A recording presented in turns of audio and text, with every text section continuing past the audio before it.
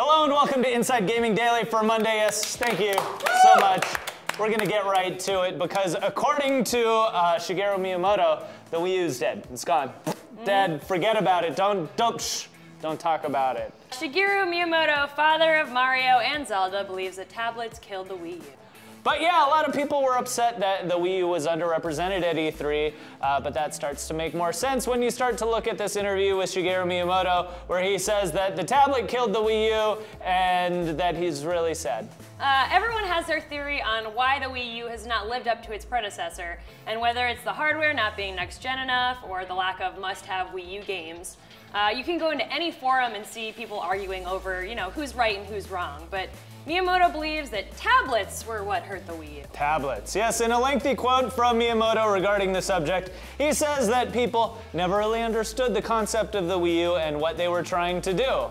Miyamoto believes that the growth and popularity in tablets and basically how they kept adding more and more functionality ultimately was what hurt the approach of the Nintendo with the Wii U. Yeah, you're not like this thing would have been like, you're like, oh wow, this is really cool, but I got another thing that I can actually move further than 10 feet away from my Wii U. Plus I can search the internet exactly pretty easily, so. Yeah, he made a pretty good point, and like we mentioned before, in terms of power, the Wii U was pretty weak for where it was in the cycle. So the only games that you could play on it were really first-party games, with multi-platform offerings being far and few between.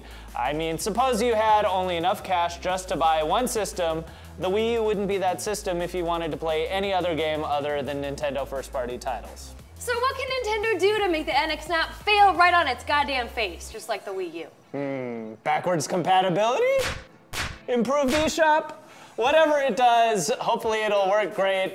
Perhaps it's an all-in-one device allowing you to play all your old games, which would be super fantastic. Or maybe it's the rumored hybrid Wii U and 3DS, which is really interesting because, I mean, there is a huge backlog of games through the 3DS that a lot of people really like. But Phil seems to think it's some sort of subscription service. Imagine paying a monthly charge, maybe $5 to $10, which allows you to play a back catalog of older Nintendo games, not just on the NX, but perhaps on the Wii U, 3DS, or your phone or tablet.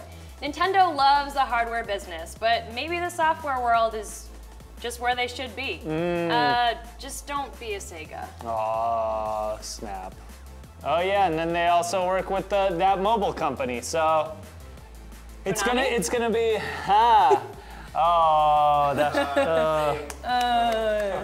very good. It's gonna, if anything, it's gonna be a real interesting next 2 years for Nintendo. Hopefully they can pull themselves out of the hardware gutter. Off of their failed faces. Speaking of pulling yourselves out of the gutter, let's move on to trailers. Yeah. Dirt Rally, the story so far. It's, that compelling, deep story with rich character development featuring cars. Rally on cars. A track with lots of dirt. The dirt on my car is a metaphor for the dirt on my soul. Oh my gosh.